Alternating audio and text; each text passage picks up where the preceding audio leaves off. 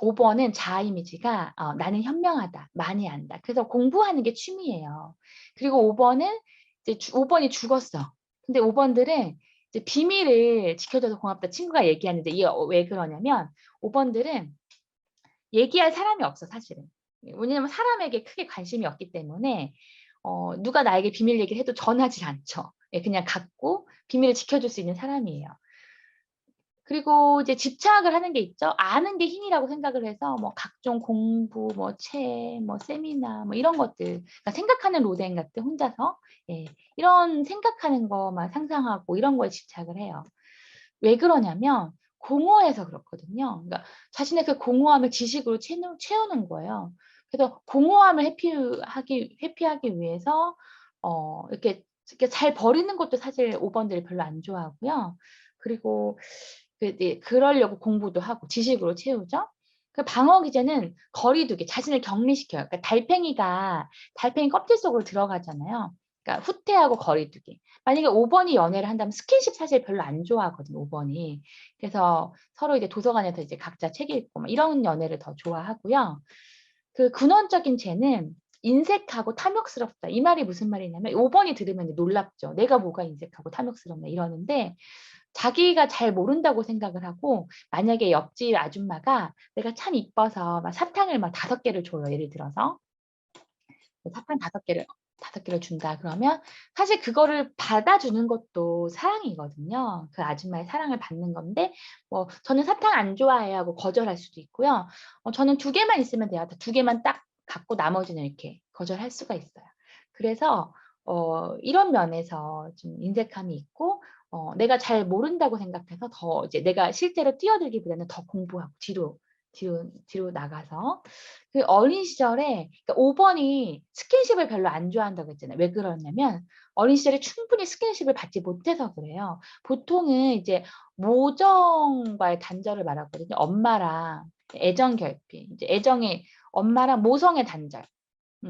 그래서 제가 이제 5번 유형을 이제 애니어그램 상담을 한 적이 있었는데 최근에 그분은 자기가 너무 예민하고 밤새 잠을 안 자고 밤새고 이래서 어머니가 너무 힘드셨대요. 저도 아기를 낳아 보니까 육아 우울증이 있으셨던 것 같아요, 어머니도. 그러니까 애가 잠을 안 자고 그러면 엄마가 너무 힘들거든요, 엄마도 못 자고. 그래서 자기가 할머니가 거의 키워 주고 엄마가 육아가 너무 힘들어서 둘째를 낳기 싫었다고 그래서 7년 만에 둘째를 낳았다고 그러더라고요.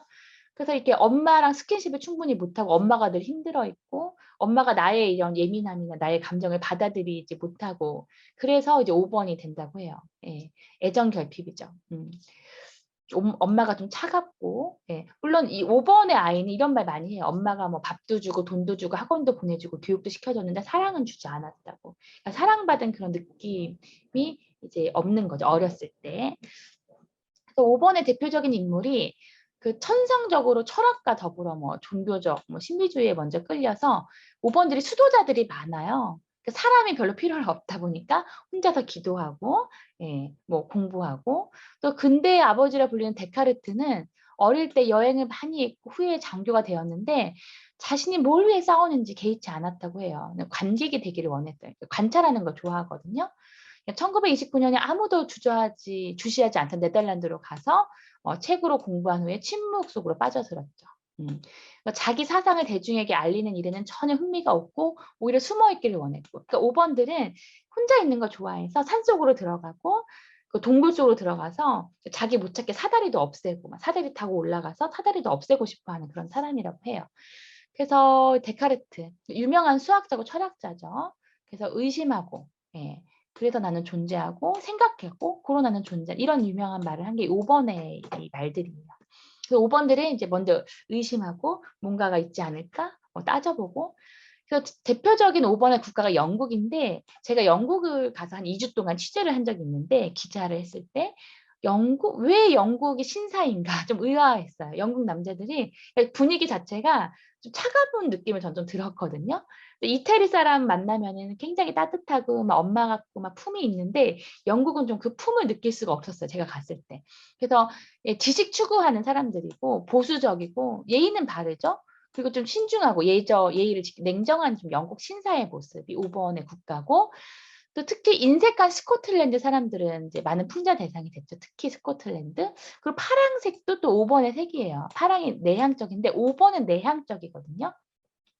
뭐 엄마와의 모성의 단절, 스킨십이 없고 충분한 교류가 없다 보니까 책 속으로 이제 내면으로 가다 보니까 내향적이에요, 5 번은.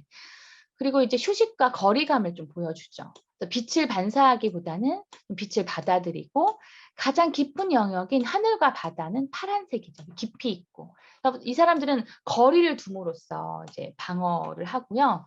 이 성령의 열매가 지혜인데 이 지혜는 머리로만 아는 것은 지식이죠. 예. 체험해서 진짜 경험해야 아는 게 이게 지혜거든요.